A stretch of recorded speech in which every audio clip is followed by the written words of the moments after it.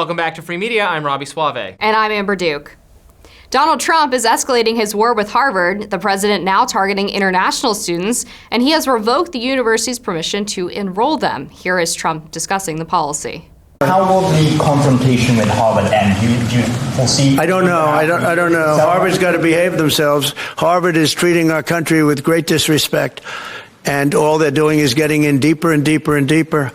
They've got to behave themselves. You know, I'm looking out for the country and for Harvard. I want Harvard to do well. I want Harvard to be great again, probably, because how could it be great? How could it be great when you have Harvard announced 2 weeks ago that they are going to teach remedial mathematics, remedial, meaning they're going to teach low-grade mathematics, like 2 + 2 is 4. How did these people get into Harvard if they can't do basic mathematics? How did they do it? I mean, people with 1,600 in their boards don't get in, and they're letting people in, and they're bragging about how they're teaching them basic mathematics. Where do these people come from? So we have to look at the list, and Harvard has to understand the last thing I want to do is hurt them. They're hurting themselves. They're fighting. You know, Columbia has been really, and they were very, very bad what they've done. They're very anti-Semitic and lots of other things. But they're working with us on finding a solution. And, you know, they're taking off that hot seat. But Harvard wants to fight. They want to show how smart they are, and they're getting their ass kicked. Secretary of State Marco Rubio also announced actions against international students specifically from China, not just those who enrolled at Harvard. He wrote on X, the U.S. will begin revoking visas of Chinese students, including those with connections to the Chinese Communist Party or studying in critical fields. So there's a couple of different things here. Just on the math, remedial math issue, well, this is an issue, but this is not the international students who are failing basic math, I presume. That's certainly not the Asian students. B, that's not Harvard's fault. It's the fault of the public school system in America that is not preparing kids adequately. So I don't really know that that's a dig at Harvard. Well, it's their fault if they're enrolling students through effectively affirmative action programs, which are now technically illegal, but now they have you write like a racial impact statement with your application. So it is their fault if they're enrolling students who aren't up to snuff. Well, and I do not want affirmative action. I think it should be totally banned. There should be absolutely race-neutral admissions. But I mean, I would describe this, or what Trump and Rubio are trying to do, as a kind of affirmative action, or at least in the way it's defended by some people in the media as we want more American students. Well, then it's just affirmative action for American students. I just want the best and smartest people to get into Harvard. I'm fine doing, rethinking how much public taxpayer dollars are allocated to Harvard and other universities. That's fine. Taxpayers don't have to pay for it.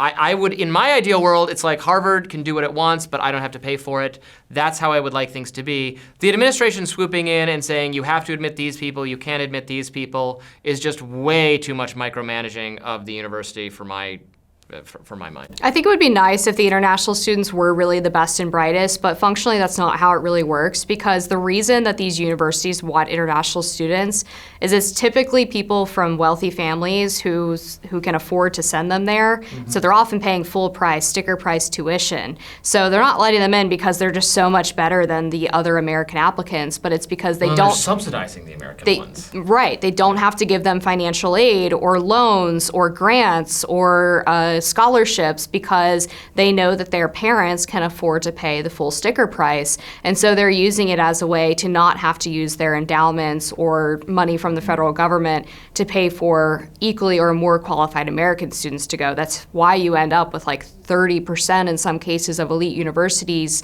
students being international students. So it's just not meritocracy because they're only doing it for financial reasons. On the whole Rubio Chinese students part, look, I think it's fine to, obviously the government vets people who are applying for student visas. That's fine. We should not have people with like genuine criminal associations or like very well-established associations to hostile foreign powers. That's fine.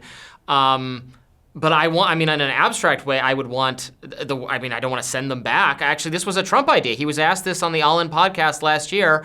The tech CEO people, they're like, well, we bring in these students from China, we educate them here, and then they take that knowledge they learn and it goes back to China. Why wouldn't we want them to stay here? And Trump agreed. So I think this is very counter to that. I want to drain other countries of their resources because I view China as a rival and a competitor. And if we educate them here and then send them back, as we will be sending them back if we're just revoking visas, that's totally counterproductive to me. If anything, obligate them to stay here would make more sense to me. That would be ideal, but that's not how it functions, Yeah. because the CCP decides who gets to go study in the U.S., right? Yeah. They have basically their tentacles on every international student that comes from their country, and if they're not directly affiliated with the CCP, a lot of cases they will either threaten their family or they will prevent their family from traveling unless the student pledges some kind of fealty to the CCP, and in many cases sends back stolen research or intellectual property to the CCP from the research institutions at these universities. This was a huge problem that Mike Pompeo uncovered when he was serving as Secretary of State during the first Trump administration, and there were several high-profile indictments of both professors and students who were sending secrets from universities Right, back that's to just the called CCP. espionage, and we should absolutely continue to prosecute that. I have no problem Yeah, with that. but the problem is if you're giving visas to these people and the CCP has such power over your life because Yeah. it's a communist dictatorship, an authoritarian government, they control every single student who comes over here. They get to decide whether you travel back home to see your family on spring break or whether your family is allowed to come visit you in the U.S. If you don't play ball with them, you don't get to do any of that. Right, but that's an argument against treating them all as actual ideological supporters of the CCP, right? I mean, they're saying they are in order to escape this totalitarian regime. I mean, yes, there are genuine cases of espionage, but just because they've pledged fealty, it is a totalitarian country, right? If we would have to ostracize all of them, the ones that are afraid to speak out there. I'd rather have those people here. I mean, it can be a difficult issue, I guess, to sort out I think who it's- is genuine and who is Yeah, not. I mean, it's but- fine to do to have a political refugee who's genuinely trying to escape the CCP, but they shouldn't have access to American education and certainly not research facilities. I do think a lot of this, again, it's going to end up in the courts. It's going to get struck down. It's going to get. I can't imagine the mass revocation of the visas by Trump declaration is going to stand up, but I guess we shall see. It'll be another judicial coup in Stephen Miller's mind. Well, that one would be, I think, because that is under the purview of DHS. We shall see. Thanks for watching Free Media this week. We will be back on Monday with more content for you.